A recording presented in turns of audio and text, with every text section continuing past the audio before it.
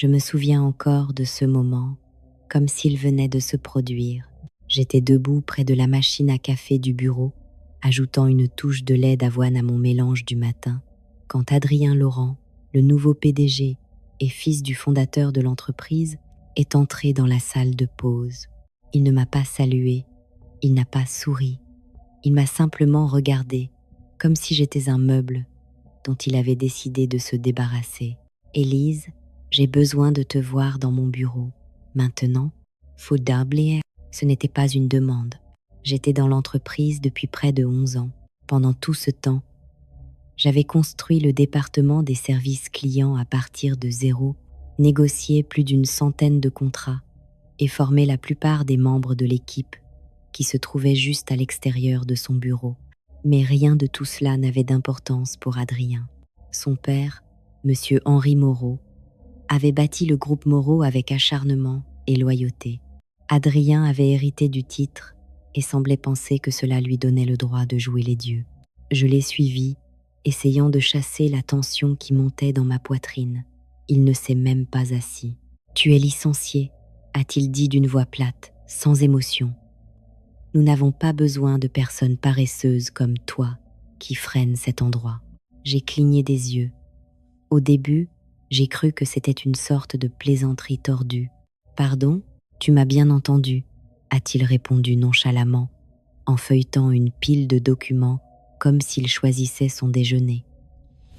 « Tu peux rassembler tes affaires et partir. » Immédiatement, je l'ai fixé, stupéfaite. Mon cœur battait dans mes oreilles. J'avais envie de crier, de me défendre, d'exiger une explication. Au lieu de cela, j'ai souri, un sourire calme, poli et délibéré. « Compris, ai-je dit. Passez une bonne journée, Adrien. » Anuso. Je suis sortie de son bureau la tête haute, mais à l'intérieur je tremblais. Mes collègues m'ont regardé passer, sentant que quelque chose n'allait pas. Certains ont commencé à se lever, prêts à poser des questions, mais je leur ai adressé un léger signe de tête.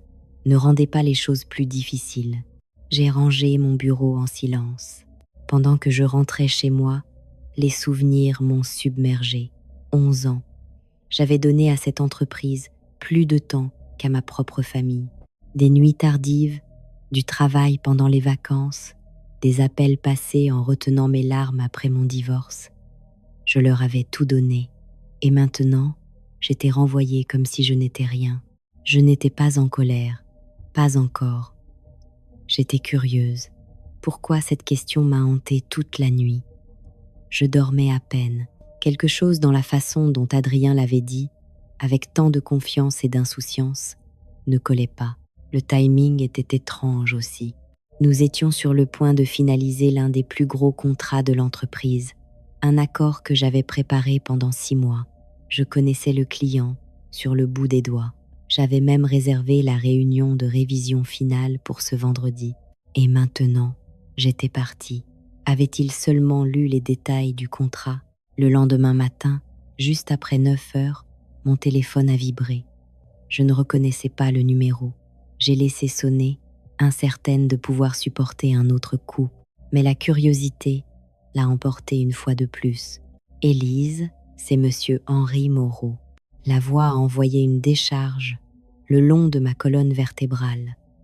Le vrai PDG, l'homme qui m'avait embauché il y a 11 ans après un seul entretien. « Je viens d'arriver au bureau, » a-t-il dit, et j'ai perçu la tension dans sa gorge. « Pourquoi diable as-tu fait tes bagages et es-tu parti? Que s'est-il passé ?»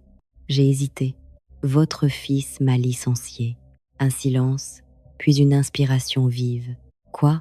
Hier ?» a-t-il dit. « Il a dit que tu étais paresseuse et que tu n'étais plus nécessaire. » Il y a eu une longue pause avant qu'il ne parle à nouveau, lentement, comme s'il essayait de rester calme. « Élise, a-t-il lu ton contrat ?» J'ai froncé les sourcils. « Que voulez-vous dire ? Il est censé finaliser l'accord avec le client Kingswell aujourd'hui, n'est-ce pas ? » « Oui, nous étions programmés pour les rencontrer à 11 heures. » Jésus-Christ. J'ai entendu des papiers bruisser en arrière-plan, puis un bruit sourd, comme s'il avait claqué quelque chose sur son bureau. « Élise, ton contrat contient une clause. a-t-il dit, une que j'ai insisté pour inclure après le dernier désastre d'acquisition. Tu n'es pas seulement la responsable de compte, tu es la seule négociatrice autorisée pour l'accord Kingswell. Je me suis figée. Il ne peut pas l'eau ni cœur l'accord sans toi, a continué M. Henri Moreau. Ni légalement, ni éthiquement, ni même pratiquement. Ce contrat va s'effondrer si tu n'es pas là. Une lente prise de conscience s'est installée dans ma poitrine. Il ne l'avait pas lu. Adrien n'avait aucune idée de ce qu'il avait fait. Et c'est à ce moment-là que quelque chose en moi a basculé. La trahison faisait encore mal, oui. Mais maintenant, je ressentais autre chose. Le contrôle. Il avait appuyé sur la gâchette trop vite et maintenant l'arme était pointée sur lui-même. M. Henri Moreau a raccroché sans un mot de plus. Je pouvais sentir sa fureur à travers le silence qui a suivi.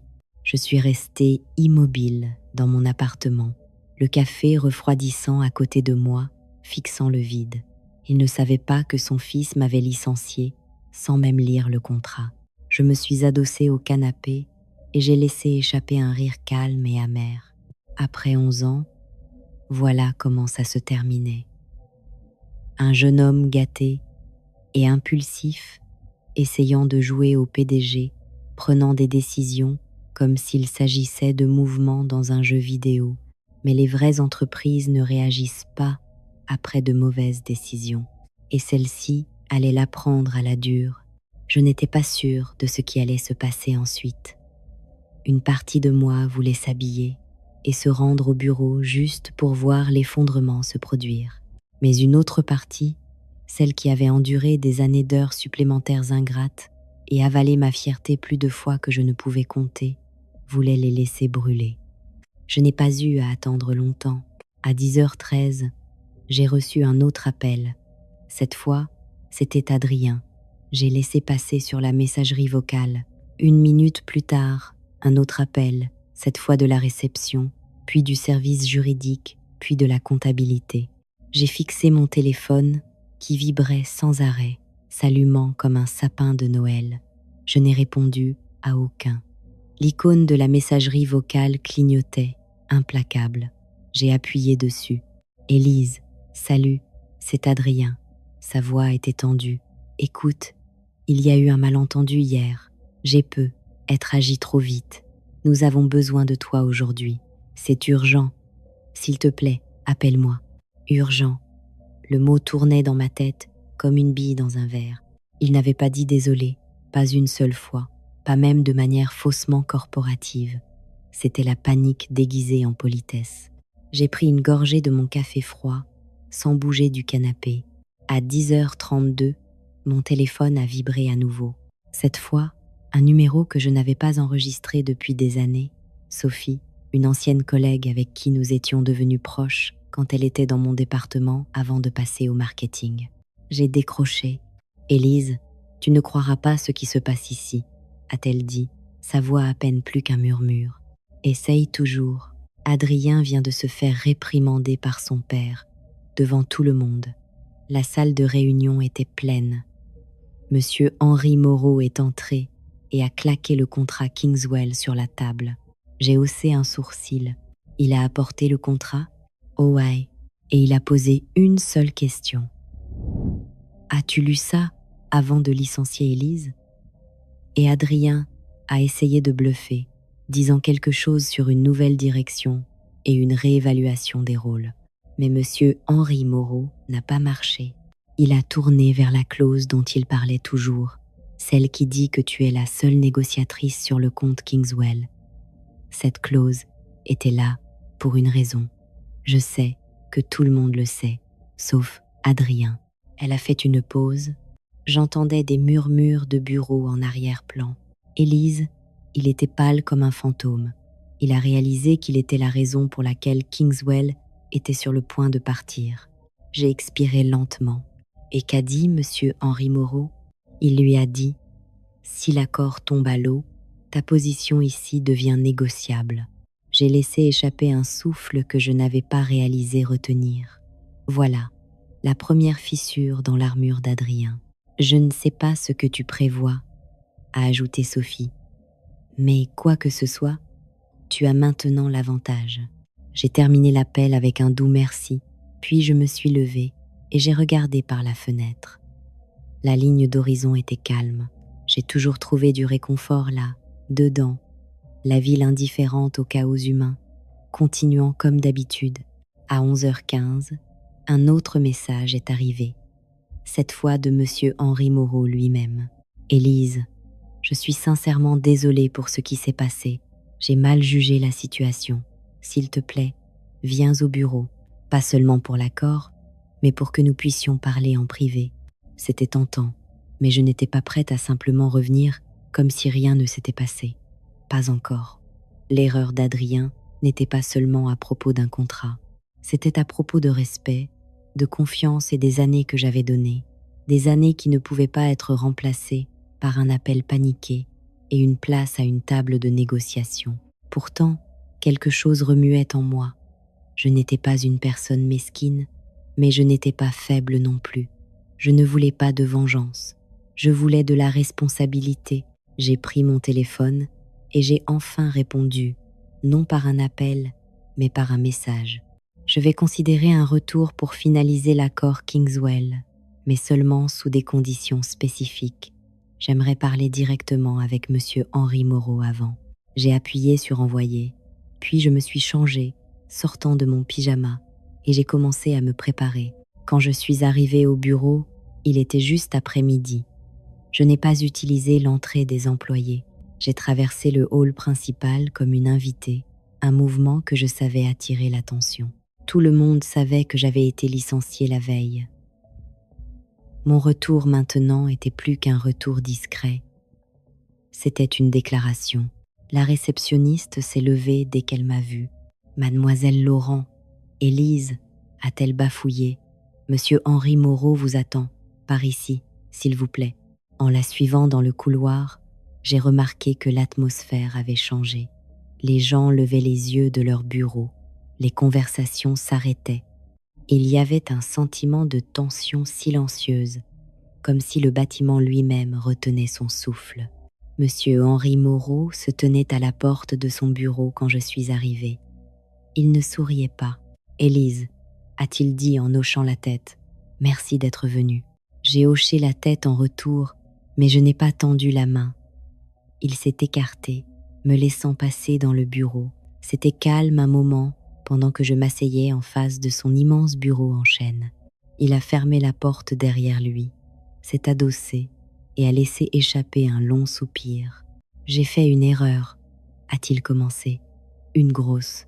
J'ai donné trop d'autorité à mon fils, trop vite. Je voulais qu'il fasse ses preuves, mais je ne m'attendais pas à ce qu'il brûle les ponts avant même d'apprendre à les construire. » Je suis restée silencieuse. Il s'est assis, sa voix s'adoucissant. Ce qu'il t'a fait était non professionnel, irrespectueux et, franchement, cela a mis en péril un accord sur lequel nous travaillons depuis plus d'un semestre. J'ai hoché lentement la tête. Oui, c'est le cas. J'ai relu le contrat ce matin. Chaque mot. Tu avais une pleine autonomie sur le compte Kingswell. Légalement, le client ne reconnaîtra personne d'autre comme représentant de cette entreprise pendant les négociations. Cette clause a été mise en place après le fiasco de Steel Ridge. Je m'en souviens bien. Moi aussi, ai-je dit doucement. C'est moi qui ai géré les retombées. Ses yeux ont rencontré les miens.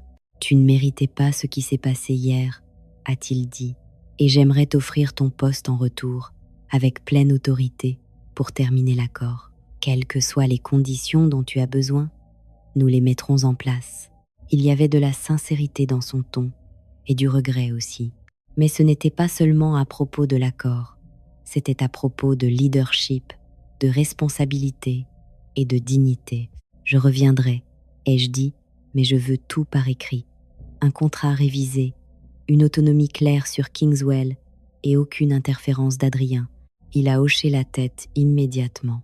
C'est fait, et une chose de plus, ai-je ajouté d'une voix ferme. Cela ne peut plus se reproduire, ni à moi, ni à personne. Aitin.